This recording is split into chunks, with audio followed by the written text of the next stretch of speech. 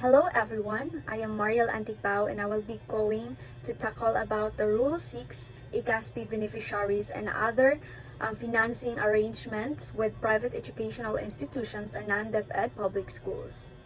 Section 21, Expansion of IGASP beneficiaries. Pursuant to Section 10 of the Act, the DepEd should develop programs of assistance that will extend the benefits accorded to Republic Act No. 8545 or the Expanded Government Assistance for Students and Teachers in Private Education Act to qualified students enrolled in senior high school. So this beneficiaries is a crucial initiative aimed at widening the reach and the impact of educational support. This program primarily focuses on assisting students and teachers in private educational institutions through electronic means. The expansion involves incorporating more schools and individuals into the IGASP system, so ensuring that a broader spectrum of students and educators can benefit from its provisions. By including additional beneficiaries, the program seeks to address educational disparities and enhance access to quality learning opportunities. This expansion is pivotal in fostering inclusivity and equal access to educational resources, contributing to the overall improvement of the education sector. So the benefits may receive financial aid, digital resources, or other forms of support to facilitate a conducive learning environment. Section 22, Criteria for Assistance to Qualified Students. The programs of assistance shall be made available primarily to students who completed junior high school and public school, taking into account the income background and financial needs of students. So available capacities of public, private, and non-DepEd public schools in the locality, socio-economic needs of regions, overall performance of private and non-DepEd public schools, as well as the geographic spread and size of the students' population. So the programs of assistance may also be available to students who completed junior high school in private educational institution, whether these students are IGASP beneficiaries or not, subject to compliance with the qualifications and guidelines to determine by the DepEd.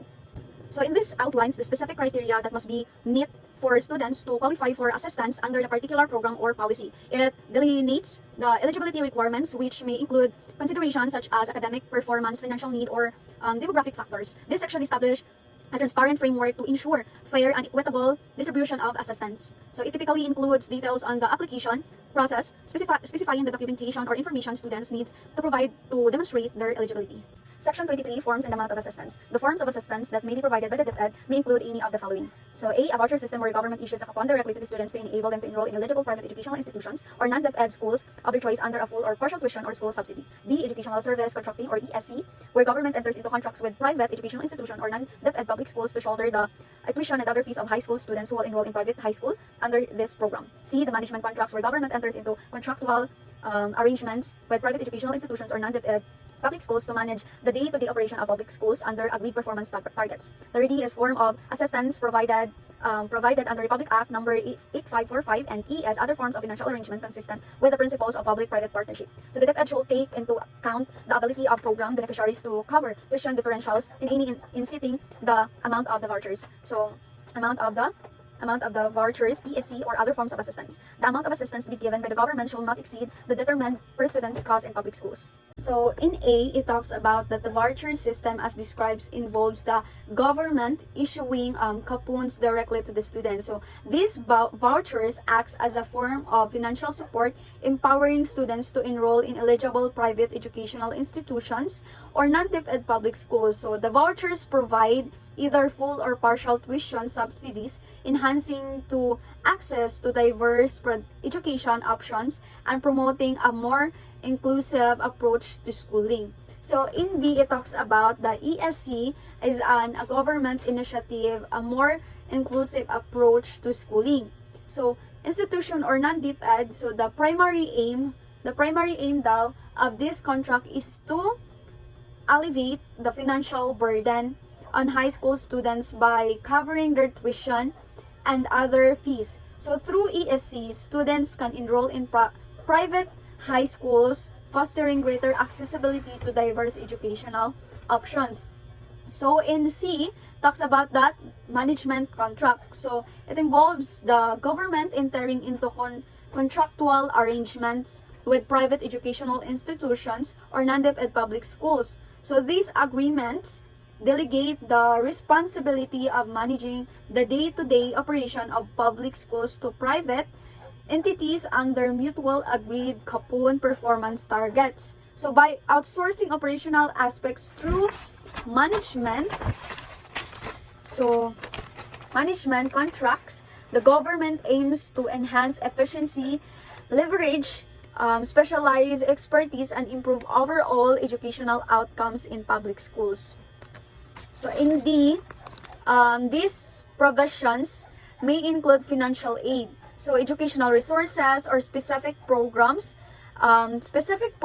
to design to enhance the quality of accessibility of education as dictated by the stipulation with the Act Republic number 8545 serves as the legal framework defining the nature and scope of assistance aimed at improving the educational landscapes. Section 24, participating schools. So private educational institution, non-profit public school, and other potential providers of basic learning needs that may be authorized to offer senior high school are eligible to participate in programs of assistance, as may be applicable under the ECASP program and other financial arrangement formulated by the DepEd and DBM based on principles of public-private partnership. The continued participation of said providers in the ECASP program and other financial arrangements is subject to their meeting minimum requirements and standards, including the student's performance, as determined by the DepEd. So to promote partnership and greater cooperation between public and private educational institutions, government will take into account existing and potential capacities to private educational institutions and expanding public schools capacity. So in Section 24, it outlines the criteria and condition for schools to become participating institution within a particular educational program or initiative. So these schools referred to as participating schools typically need to meet specified standards and adhere to the requirements set forth by the relevant educational authority. So the section may detail the process through which schools can apply to participate, ensuring a systematic approach into inclusion. And additionally, participating school may be subject to periodic evaluation or assessment to maintain eligibility and uphold the standards outlined in the educational program. Overall, in Section 24, serve as a guideline to establish a network of schools committed to the goals and principles of the specific initiative contributing to the program's overall effectiveness. Section 25, implementation mechanism. So the DepEd may enter into a contractual arrangement of establishment new mechanism for the design, administrations, and supervision of programs of assistance or aspect thereof, subject to approval of the appropriate government agencies. For this purpose, the DepEd should A. issue the appropriate guidelines for the implementation of programs of assistance, B. ensure transparency and accountability in the implementation of the programs of assistance, C. implement information and advocacy program to inform the general public and ensure greater participation and avail of the programs of assistance, and D. undertake the periodic reviews of the program features and make adjustments as necessary to ensure the successful, effective, and sustainable implementation of the program. So the program features should include, among others, amount of subsidy, number of guarantees, eligibility requirements, and performance of participating schools. So in Section 25, so it talks about implementation mechanism. So I think it empowers the Department of Education or the DepEd to employ the various implementation for the design, administration, and supervision of assistance programs as needed. So this includes the authority to enter into contractual arrangement to create new mechanism to provide that such as action receives approval from the relevant government agencies. So this flexibility granted by the section allows the DepEd to adapt and optimize in its strategies in delivering effective assistance program while ensuring compliance with governmental regulations and oversight. Section 26, so funding requirement. So the budgetary requirement of the program under the rules will be ensured by the national government. The DepEd should encourage private and corporate donors to work the program's assistance in this section under the framework of Republic Act number 8525, entitled An Act Establishing an Adopt a School Program, providing incentives therefore and for the purpose, so and other relevant laws and policies. So in Section 26, it underscores that the national government is responsible for ensuring the budgetary requirements of the programs outlined in this rule. So additionally, the Department of Education or the DepEd is tasked with encouraging private and corporate donors to contribute to assistance programs aligning the framework or Republic Act 85-25, known as the Adopt a School Program. So this provision acknowledges the potential of collaboration between the government and private entities to enhance the financial support for educational initiatives, promoting comprehensive and sustainable funding approach. So the references to relevant laws and policies emphasizes adheres to establish guidelines in securing financial resources for the successful implementation and assistance programs. Section 27, time frame. The DepEd shall implement the programs provided in this rule no later than the start of school year 2016 to 2017. So in Section 27, so it is established a specific time frame for the implementation of the programs outlined in this rule, so mandating that the Department of Education or the DepEd initiate these programs by the start of 2016 and 2017 school year. This time-bound directive ensures a prompt and organized rollout of the assistance programs, allowing for timely support to the intended beneficiaries. So this stipulation reflects a commitment to expeditiously address educational needs and underscores the importance of prompt action in advancing and objectives outlined in the rule. Section 28, so additional beneficiaries. So the DepEd may develop similar programs of assistance for kindergarten and elementary pupils and alternative learning system learners in accordance with specific objectives, taking into account the need and the capacity of public and private educational institutions. In Section 28, so it grants the Department of Education or DepEd the authority to establish additional programs of assistance for kindergarten and elementary pupils as well as learners in the alternative learning systems. So this program should align with specific objectives and consider the needs and capacities of both public and private educational institutions. So this provision demonstrates commitment to a comprehensive approach addressing the diverse educational requirement of different age and groups and learning pathways. So rule number 7 is transitory provision. Section 29, Private Basic Educational Institutions, Transition to Enhanced Basic Educational Program. So the DepEd shall ensure the smooth transition of private elementary and high school in the country that are not aligned within the Enhanced Basic Educational Program. Private educational institution or group therefore shall develop their plans detailing how to transition from the current basic education system to the Enhanced Basic Education Program. So the DepEd shall provide appropriate guidelines on the evaluation of the transition plans. So private educational institution offering 12 to 13 years of basic education prior to enactment of this shall submit to the DepEd their transition plans within 12 months from the effectivity of this IRR, subject to the guidelines that will issued by the DepEd.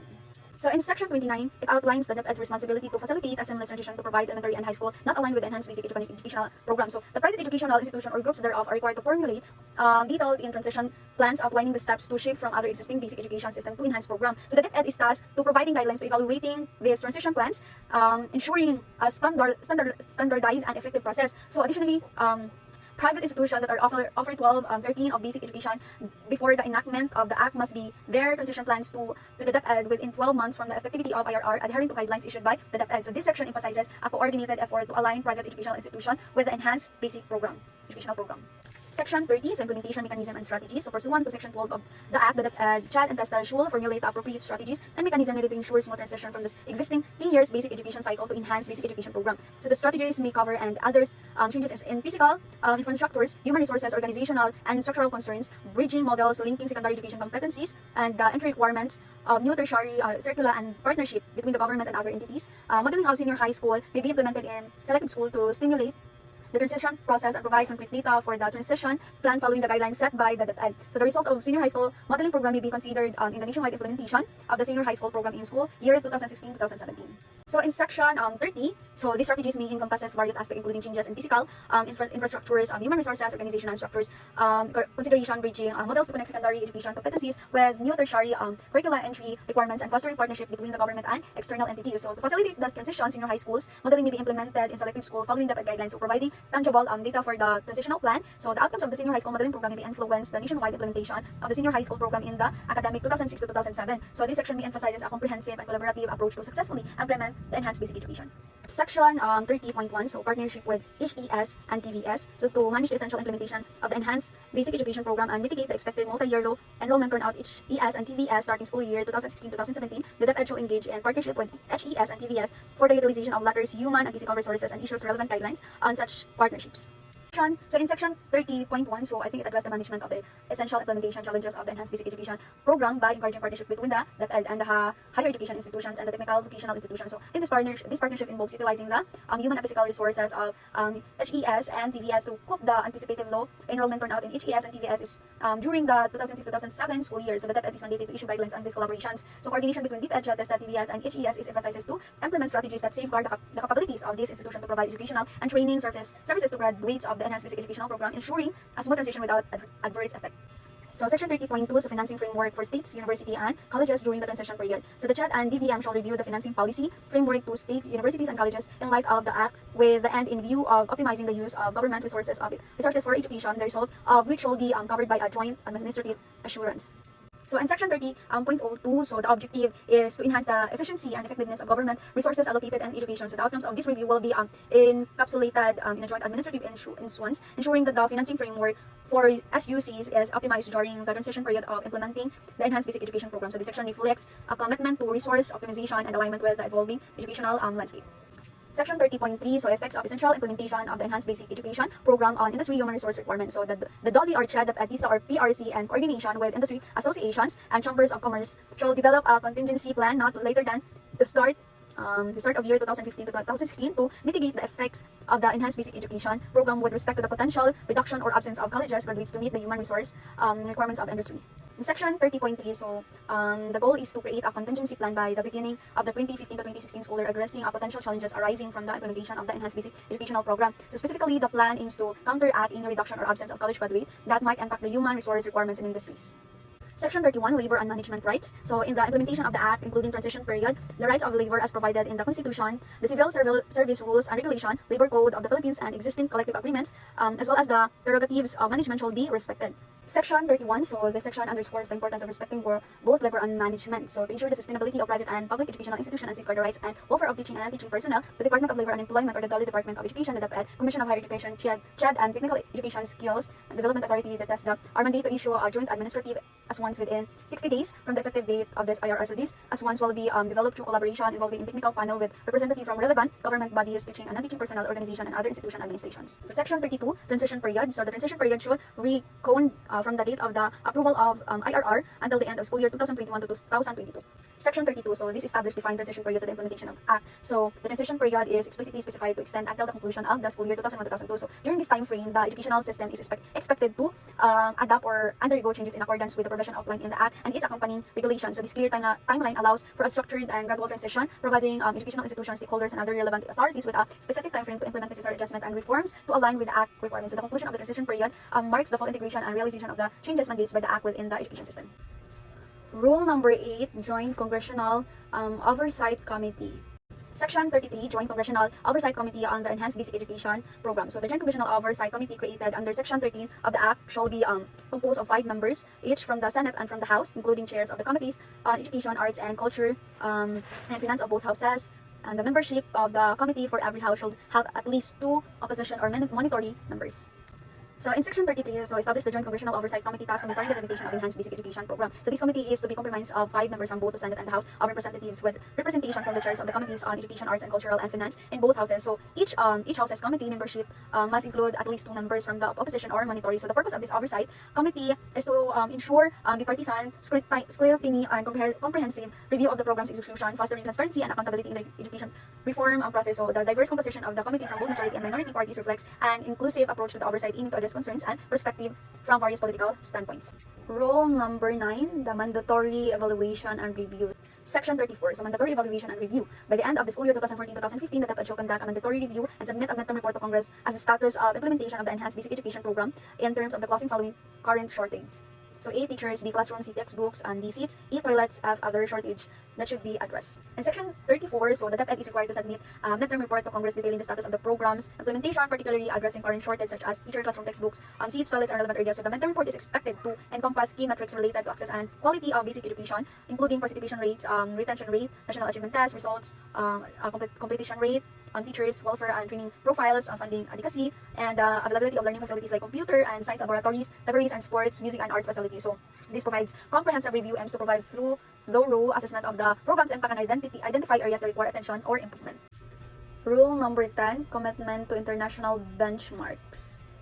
Section 35, commitment to international benchmarks. So the DepEd shall endeavor to increase the per capita spending on education towards the immediate attainment of international benchmarks. Towards this, the DepEd shall seek to engage local government units to efficiently use the special education fund and other funds to advance and promote basic education. B, implement programs that will change private sector participation and partnership in basic education. And C, propose an annual budget allocation to accordance with these goals. So in Section 35, so it emphasizes the commitment of the Department of Education. So to prepare the per capita spending on education with the goal of aligning it with international benchmarks. So this committee reflects an aspiration to meet or exceed the financial standards established globally for education. So by striving to achieve this benchmark promptly, the DepEd aims to enhance the quality and effectiveness of education through increased financial investment on a per capita basis, ensuring that resources are aligned with international standards for educational excellence.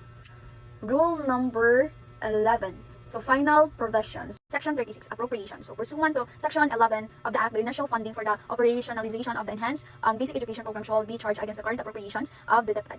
Section 36, so subsequent to the initial phase, the funds required to ongoing implementation of the program will be incorporated into the Annual General Appropriation Act. So this ensures the systematic and sustained financial allocation for the Enhanced Basic Education Program, with the initial funding source from existing DepEd appropriation and subsequent funding integrated into the national budget through the annual appropriation process.